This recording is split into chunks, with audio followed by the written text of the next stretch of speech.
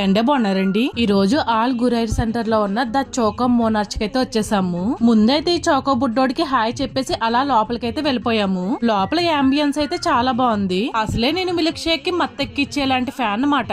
వెలిగించాల్సిన లాంతర్లో పువ్వులతో డెకరేషన్ చేస్తారు.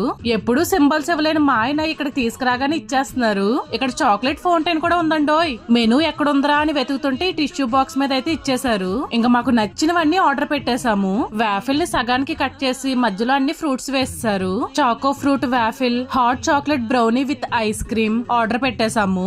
ఈ రోజు నుంచి టేబుల్ మేనర్స్ నేర్చుకుందామని చెప్పేసి కత్తులతోటి కటార్లతోటి దాడులు చేస్తున్నాను. ఈ hot brownie with ice cream అయితే అబ్బబ్బా ఏముందండి టేస్ట్. నెక్స్ట్ అయితే ఈ ఫ్రూట్ వాఫిల్ అయితే ట్రై చేస్తున్నాను. ఇది కూడా చాలా బాగుంది. వాఫిల్ వచ్చేసి క్రంచీగా పైన చాక్లెట్ కోటింగ్ తో అద్దరగొట్టేశారు. నాకెంతో ఇష్టమైన స్ట్రాబెర్రీ మిల్క్ షేక్, మా ఆయనకి ఇష్టమైన ఓరియో మిల్క్ షేక్ ఆర్డర్ పెట్టేసుకున్నాము.